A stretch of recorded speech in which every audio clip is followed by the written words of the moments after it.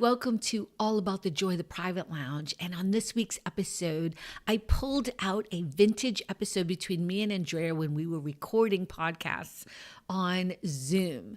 So it's a little wonky to watch because it's a little bit old school. I mean, if 2022 is old school, but it's a topic that was relevant back then and unfortunately is still relevant today.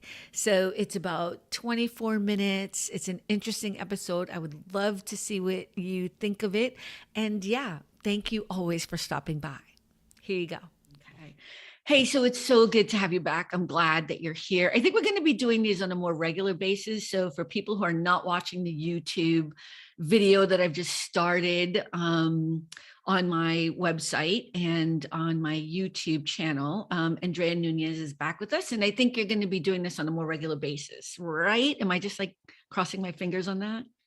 Yes, I will be here whenever you will have me. Okay. Yeah. And then maybe at some point somebody will sponsor us and we'll just be able to do a show together, which would be fantastic. But for now, we're just doing this little thing all about the joy. And we're always going to try to bring it to business, but really the whole idea for me is just to be always looking at the most positive possible outcomes of any situation that's happening in life. But your expertise and what you do, why don't you tell us a little bit about what you do and how you help people? And if you want to talk about your company or not, it's totally up to you. But I thought I'd give you that forum too, because I didn't last time.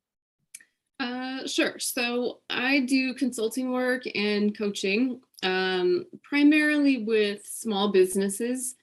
And we work on strategic planning and leadership development, succession planning, and those things are often sort of intrinsically linked with each other, as well as executive coaching. So, we work with the owners or the executives as well as their teams and try to get the organization to a place that it's healthy, right? And that I think sort of ties in a little bit with what you want to talk about today. But essentially being healthy means that it's a good, positive environment for everyone there. Ideally for me, doing good in the world. And that it's a healthy organization in terms of what it's actually doing and that it's profitable, all of those things. And I think all of those things are linked as well. So do you have your own personal website, or do you just generally, because you didn't mention your company name, I did last time, didn't know if you wanted to kind of just do a little promotion here? I do not have a personal website. My company is the Genesis Group, thegenesisgroup.com. It's GENYSYS. Yeah, it is spelled a little weird. I'll put it in the show notes again in case people. So what is it? It's new, like Genesis Systems, SYS. So that's kind of what it stands for. I never knew that. Well, you've done your learning for the day. You can call it a day. I can call it a day. Well, yeah, let's talk about, I had a whole different idea planned for this episode, but I emailed you the minute something happened on LinkedIn. So I want to share with people what happened on this one part of LinkedIn. LaDavia S. Drain, I think that's how you say her name. She is a lawyer. She is the head of global inclusion, diversity, and equity at Amazon Web Services. I don't even think I follow her, but I am now. But somebody else had written something. And so you know how that happens when you're a friend of somebody's, you see what's on their feed as well. Mm-hmm. And she had written this post that said, until it is no longer necessary on every single hashtag IWD day, International Women's Day, right? I will post this as a reminder and take action myself to, and then it has a little hand pointing downward and it says, hire Black women, promote Black women, protect Black women, pay Black women. And it was just this post and people, of course, commented on it. And I was and am beside myself as to the negative, nasty comments that are still on there. Now, the comment that I responded to a few times in a very nice and professional way, I did, that person has since deleted their initial comment. And I think it's because at some point I turned around and said to them, what are you doing? Like, but let me read you what they wish we wrote. could all do that. Like, what are you doing on social media? Well, let me read what their response was. They have since deleted it, and I'm not going to share their name because I think they had maybe a come to Jesus moment or whatever you want to call it. And they deleted it. So but there are plenty of other ones still on there this morning because I looked at them. They wrote, your post is offensive. It is divisive, racist, and sexist. It is not empowering nor positive. It is not admirable. Replace one color with another color and we're already for civil war. Hire talent, promote talent, protect humanity. Fair wages for all. Recently, I listened to a group of women in this case speak on leadership, and one said, I am because you are. Sorry, I have to gasp there a little bit. Sorry, she wrote. Like, you almost get it. Almost. Okay, let me finish what she wrote because this has since been deleted. So yeah. You are because I am. Another said, how do we make the whole visible? How do we fight for everybody? This I could relate to. We can sharpen one another so we can rise together, arm in arm. What if we imagine a world past color, gender, race, origin, age? What if? I know. Here's the thing. For those of you listening on the podcast, I am a woman of color. So I just need people to know that in case you don't know. And Andrea, you are not. You are what would you, well, I mean, but the irony is if people knew what our ethnicities were, they would realize that we are so much more alike than we are not, right? But people confuse skin color with ethnicity. You look and at culture. me and you look at Carmen, you're like, that Carmen is a Black woman, Andrea is a white woman. That's right. So your feelings, I'm just going to throw this your way because I think everyone can tell how I feel about it.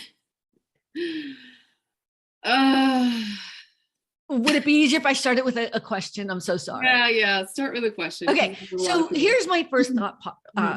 My first question when I sent you the email was basically this, like, why are white people so triggered by lifting up people who are in disenfranchised groups, right? And let me just caveat with this. One of the things I responded to this woman was, you know what? When somebody is disabled, when somebody has an issue where they are in a wheelchair or they are in a circumstance that is something that disenfranchises them from my privilege, or even as a woman of color, because I have light skin privilege, I understand my privilege. Even in that part of it, there is a privilege to having light skin and blah, blah, blah. I never, ever, ever get triggered. If anything, I listen and I put a hand out and say, how can I help? So my question to you is, not just in business, but as a white woman, but you can answer both. Why are white people so triggered by this statement of uplifting Black women or Black people? Well, and I know you're speaking on behalf of all white people in this moment, as I speak on behalf of all Black people. So let me tell you all about what the white people think. Yeah, I mean, I was going to caveat it with saying I do not speak for all white people, but here's what I believe. I believe that, well, several things. First is that there is a sense that there's a pie, right?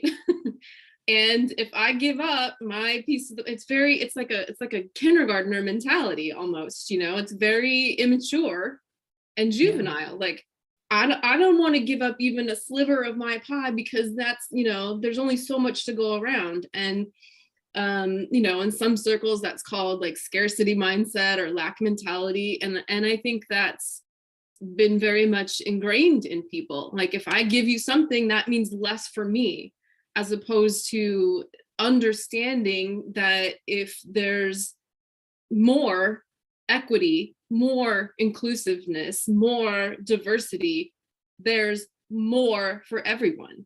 And the pie is going to taste so much better. I was just going to say, Hello. I was just about to bring it back to food. Okay. I was just about to. That is one of your loves, so everyone knows. One of my great, great loves, and why I can never move away from a big city. You know, it just, I mean, really just think about like the diversity of, you know, food options that you have, right? I can have Thai, I can have Indian, I can have Cambodian, I can have Korean, and, you know, all of these things.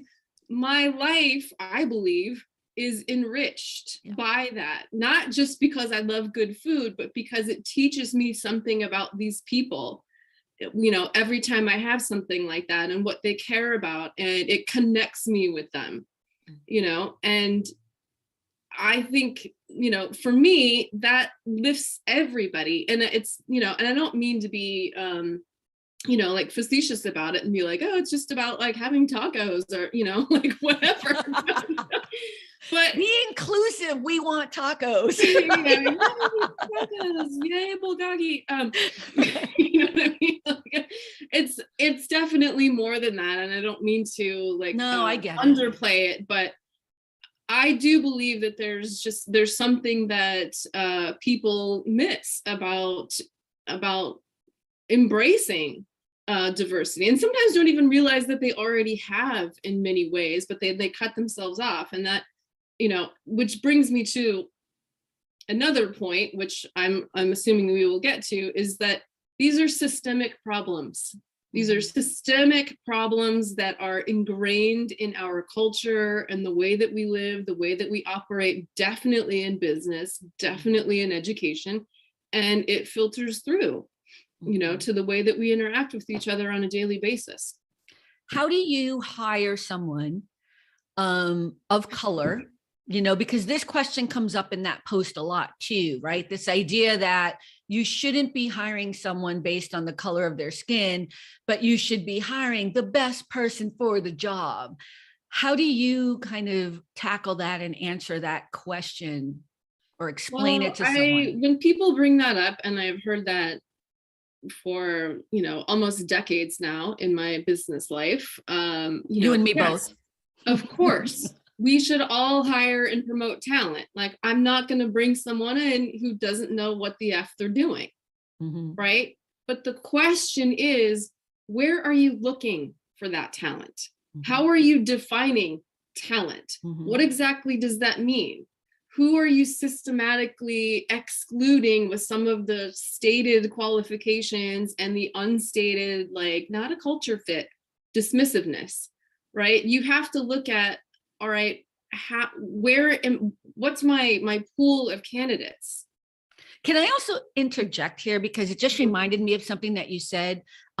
President Barack Obama, during a speaking event, I believe it was when Reverend Pinckney was killed, the church shooting that happened, remember?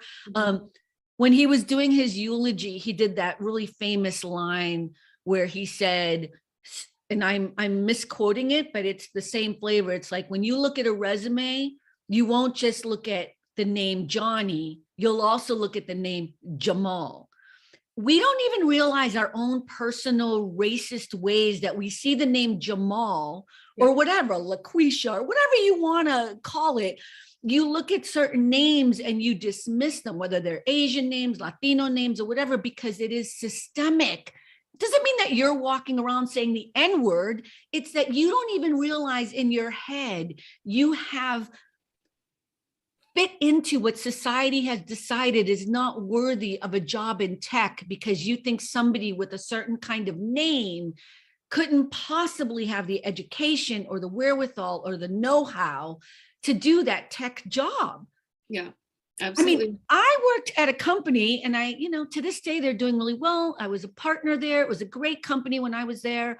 And I remember having the conversation that they needed to find more Asian guys to hire because there weren't any other people qualified.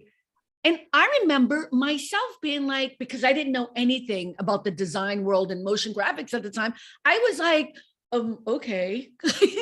We all would feed into that. We're okay, you want me to find people where? And here's the thing, it is ingrained in us. It is system. And I wish white people would get that. I'm not saying that you as a white person, as a white executive, as a white owner of a company are intentionally although some of you are, but some of you are not intentionally being racist. They are things that are ingrained in us. And so I just wanted to throw that out there because I am really tired of people being so triggered by uplifting other people. Well, and I was reading something about this the other day, and I wish I could remember where. And I'm sure it's been written about in a lot of different ways. But, when you're the standard, the norm, and your people are waking you up to it was about, somebody had posted something about the new Disney movie and about how he didn't see himself in it and it was boring or something like that. Which one? Do you know? Red Panda, I think. Oh, I don't know that one. Okay. Yeah, it's not even out yet. I keep seeing the commercials and I have no idea what it's about. But anyway, this guy, and I it's a passing thing I saw on social media, so I'm probably butchering it. But I do remember, a couple of his lines were like, I don't see myself in it, so it was a waste of my time.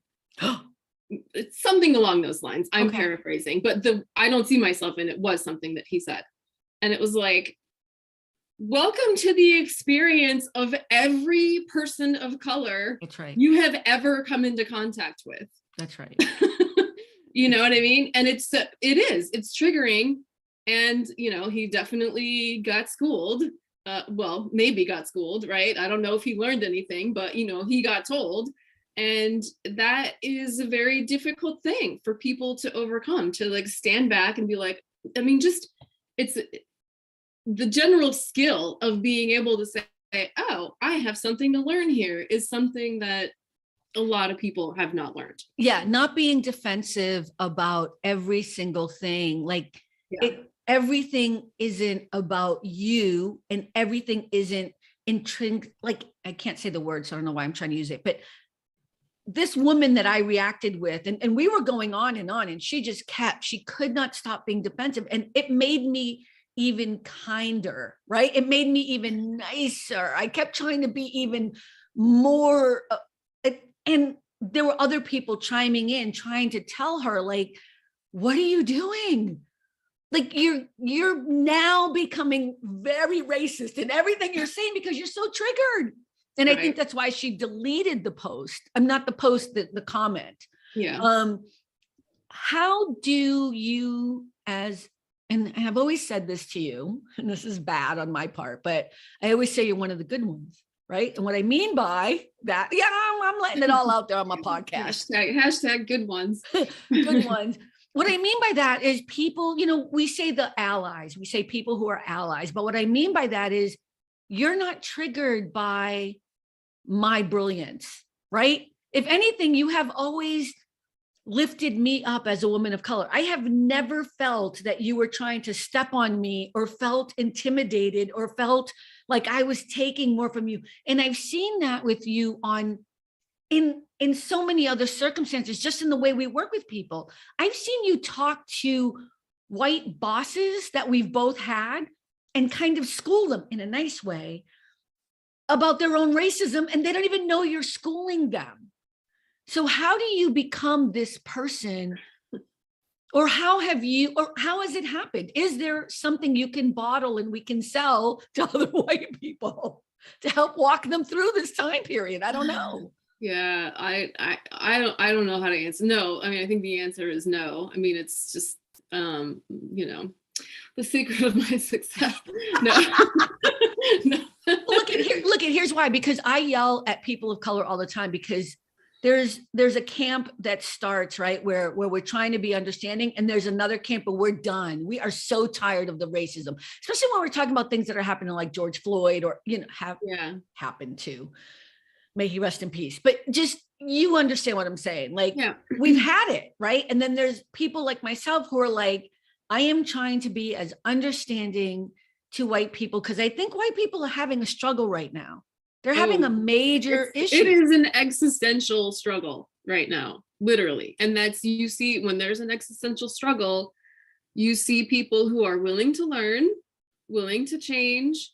You see people who are waiting it out to see how it all plays out. And you see people who are freaking the fuck out. Sorry. What is can you explain for people like me what existential means exactly? Meaning people think that they are in a life and death struggle, right? Okay. I believe that the power structures, and it's a weird way to say it, but the power, people see that the power structures are changing, right? The country is becoming much more diverse. And it's a wave, it's that you're not going to stop, right? The train has left the station, it's happening. Mm-hmm. And even the conversation that we're having, people wouldn't have had this 20 years ago. People are still not having this conversation. Well, yeah, I know. I'm going to get a lot of feedback from there's the openness of it, like you can see gay people on TV, you know what I mean? Like that kind of stuff where it's just, well, and that doesn't have to do necessarily with white people, although it does. But I mean, that's a whole other issue we'll talk about. We'll go there. Those kinds of things I think make a section of people feel like, my way of life, my culture, my way of being in the world is being threatened. And that's what I mean by existential threat. Like they feel like they're in a fight or flight kind of moment, I think. It's so interesting because as a woman of color, and yes, I'm only speaking for myself, I cannot speak on behalf of all people of color. Just to clarify, in case there's any confusion, I think what's really interesting is I see the pain that white people are going through. And I have to tell you, black folk get mad at me when I say that. But I see it. I see this strange, weird feeling like everything is being taken away from me. And it's even worse. It's being taken away from me from people who are less than or don't deserve it somehow. Yeah. Right? There's just like all this like layering of it. And for me, it feels like I wish I could change that thought process in saying, no one is taking anything away from you. We're asking you to come to the table. We're asking you to sit at the table where we should have been all along, and together. But yeah, you can't do that. We've talked about, you're a kinder, nicer person than I am. This is actually true. It is verified. And I don't have that understanding or sympathy, right? To me, like I said, I feel like it's juvenile, it's immature, it's ignorant. I could go on and on and on, all the things that are wrong with that way of thinking. And one of my biggest pet peeves is what I call like willful ignorance. Like you are choosing to be ignorant. At this point, you are choosing to be ignorant on this topic. Right. And, one of the most frustrating things, I think, for a lot of people is that, it would help everybody. A lot of the people who are most aggrieved by what they see as this, diversification of the country, would actually benefit in very concrete ways if they would, as you say, come to the table in good faith and be like, let's work together. We're in this together. Let's so I was going to be totally Pollyanna, like, let's work together to make the world a better place. But I mean, really, right. That's what it's about, right? Make everyone's lives better. Do you think, though, that there's also, because I see this with the conflict happening right now with Ukraine, and I hate to kind of do that, and I've been seeing this for a long time. People in the United States, we really believe we're so much better than other countries. Like that's how I grew up believing. And then realizing, oh my God, I'm not, right? We're not. Is there something like to that? Not. Right. We're so not, like on so many. We're the baddies. Right. And I love my country, but I'm just saying, Is there Yeah. something to it with that as well? Like, I feel like some white people I know are really triggered by the idea that Black people are smart and brilliant and good. And oh my God, are they on the same level? You know what I mean? Or are some even better? Like, I had someone make a comment the other day, like, I can't believe he's a CEO of that company. And I was like, what? Why? He's a Harvard grad. I went down the list of his resume and they were like, well, I mean, it's just weird, right? Right.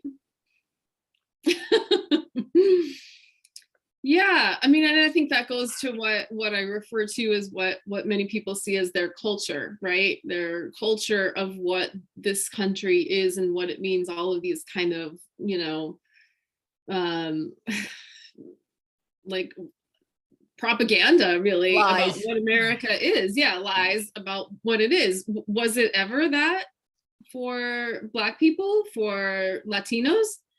I don't think so. Yeah, there's a pathway to the American dream, maybe, but you talk a lot of these people who like harken back to like, oh, things were so great back in the 50s and we were so prosperous after the war and da da da. You could buy a house on a working class salary. Let's talk to our farm worker friends and talk and tell me how great it was back in the 50s. Let's talk to people who had to drink at separate drinking fountains because of the color of their skin. It wasn't freaking great. Sorry, I keep wanting to cuss. Yeah, why are you swearing so much on my podcast? No, it's I'm okay. sorry. No, no. Look, here's the other thing too. Like, the reason why I don't like period pieces so much, and people don't get this. I don't really know a lot of people of color who are like, oh my God, I love Jane Austen movies. Like, I never am excited about period pieces because I already know where I would be in that period piece. I do not relate. You know what I mean? I do. Yeah. It's like this weird joke. At least I'd be in the house, is what they would say, right? Yeah. I know, it's horrible. Yeah. So yeah. I just wish it was easier for people not to be so angry about the world. For me, it's not that it's changing for the good. It's changing, and it's about time. Like, it's time. Yeah, I mean, like taking it back to even that post, right? Like it's a social media post, right? It's not a world-changing thing, but it is important to say these things loud and proud in order to normalize them. I think you even mentioned, she said, until it's not necessary or right, something she along did. those lines. Yeah. Right. And are people going to have a reaction? Yes, they are, but people had a reaction to women getting the right to vote 100 years ago. People died. And even then, white women were the ones who really got the right to vote. It wasn't until many years later until it was people of color. But, it was a long, arduous fight, and so is this, and it will continue. And we're still paying for, we're still trying to deal with that, with just there's still a subset of people who think that the women shouldn't have the right to vote, right? And there's always probably going to be a subset of people who feel like, because your skin happens to be more melanated than mine, I'm better than you. Like, there's going to be people who believe that. And that's not going to change. I have these new clients who I absolutely love them. But the other day, somebody, this has nothing to do with what we're talking about. It's just funny. Somebody sent me an email and they were like, YT, blah, blah, blah, YT, whatever. And I'm like, why are these people, like, why are they saying white every 5? They meant YouTube. I had to read. That is very culturally specific. I had to keep reading this email over and over again because I was like, but yeah, it's like the world is just changing. I was reading into something. Yeah. Because I think culturally, people of color are using YT more often to talk about white people, but this was somebody referring to YouTube in abbreviated form. I was freaking out. But look at, I think we should, do you have anything else you wanted to add? I was gonna wrap up, but no, I mean, just like I said, just going off of that post, right? It's a social media post, and there's, all of this is a lot more complex than that can convey. But I think we have to continue to wake people up to the inequities and trigger them, be willing to trigger them. Yeah. Yeah. And I think white people need to stop talking so much and just listen. Like, if you look at that post, Yeah. Black people, people of color, and some white people, there were definitely some white people who were just celebrating it, were happy about it, were excited about it. Every white person, mostly white women, because, I went in and looked at it, angry, we're the same, I don't see color. Oh my good Lord. Like, it just was devastating. And so I hope people got something out of this, at least have a conversation about it, but we'll have to touch on this subject again in our next episode. So hopefully you'll come back next week. I will. Okay, and I'll cool. try not to cuss as much. No, you can cuss. It's all right. It's explicit on my thing. So, all right. That's it for now. We'll be back next week. So thanks. Adios. Thanks for stopping by All About the Joy. Be better and stay beautiful, folks. Have a sweet day.